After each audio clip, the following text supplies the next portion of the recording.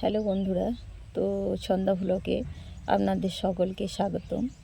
তো আজ তো সানডে, রবিবারে একটু সকলেরই ছুটি, কিন্তু আমাদের হাজব্যান্ড ছেলে তারা তো একটু স্পেশাল খুঁজে মায়ের কাছে। তো হাজব্যান্ডের বাইরে টিউশন আছে, এখন তো বুঝতে পারছেন বেকারত্বের সমস্যা বেশি, তো টিউশন বাইরে পড়াতে যেতে হচ্ছে অগত্যা। তো তারা আছে, ও মুড়ি নিয়ে বসে গেছে, আমি বলছি যে একটু থামো, গরম গরম হবে আর খাবে। ও বলছিল চপ আনবো, তাই বললাম না আনতে হবে না, সব রেডি করা আছে, তেলের কড়াই চাপিয়েই আমি তোমার জন্য ছেঁকে দিচ্ছি। তো শুধু মুড়ি কটা নিয়ে বসেছে, আর আমি তো এদিকে চট জলদি চেষ্টা করছি যে হাজব্যান্ডকে যাতে তুলে দিতে পারি। তো প্রচণ্ড তাড়াহুড়োপূর্ণ জীবন আমার। আর কি বলবো যে বেকারত্ব এতই বেড়েছে, চাকরি বাকরি নেই। হাজব্যান্ডের কাছেও যারা টিউশন পড়েছে তাদেরও নিজস্ব সংসার আছে, তারাও টিউশন পড়াচ্ছে আজকাল। তো যে কারণে রাগ করারও কিছু নেই, সকলেরই তো হাত খরচার প্রয়োজন আছে।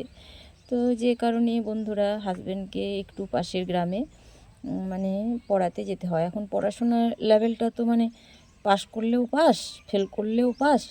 তো যে কারণে টিউশন নিলেও হয়, স্টুডেন্টদের না নিলেও হয়, পড়াশোনার লেভেলটা একেবারে নিচে নেমে গেছে।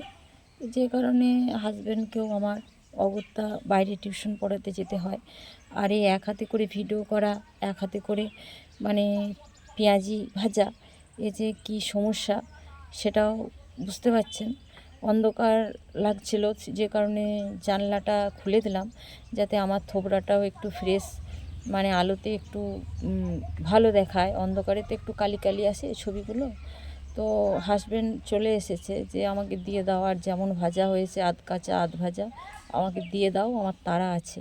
তো আমি ওকে তুলে দেওয়ার চেষ্টা করছি। সকলেরই তাড়া আছে, কেবল আমাদেরই তাড়া নেই, আমরা পড়ে পড়ে এখানেই মরবো। তো ওই দেখুন হাজব্যান্ডকে দিয়ে ওই ব্যাচটাতে আর 4 পিস পকোড়া রইল, আর যে কটা আছে এই কটা ছেড়ে দিয়ে আমি আর ছেলে মুড়ি খাবো।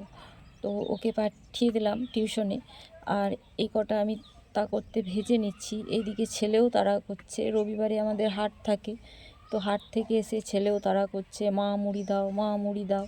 তো মায়ের যেন 10টা হাত হলে আরও ভালো হতো, উপায় নেই, ভগবান তো দুটোর বেশি হাত দেবে না কাউকে।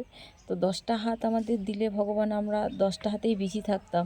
তো পেঁয়াজি ছেঁকে আমার বিট নুন আনা থাকে, পেঁয়াজিতে একটু কম লবণ দিই যাতে বিট নুনটা ছড়িয়ে খেতে পারি, অ্যাডজাস্টটা হয়ে যায় ঠিকঠাক।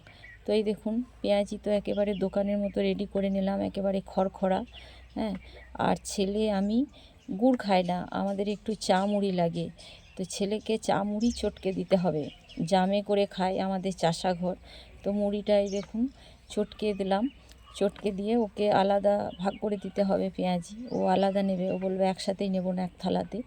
তো বারান্দায় মধ্যে ও বসেছে, ওরও ঠান্ডা লেগেছে, শরীরটা ঠিক নেই, যে কারণে গরম গরম পেঁয়াজিগুলো করলাম যে সকলেরই ভালো লাগবে। তো ওকেও খেতে দিলাম, আমিও খাবো, তারপর রান্না চাপাবো। সকলে ভালো থাকবেন, টাটা।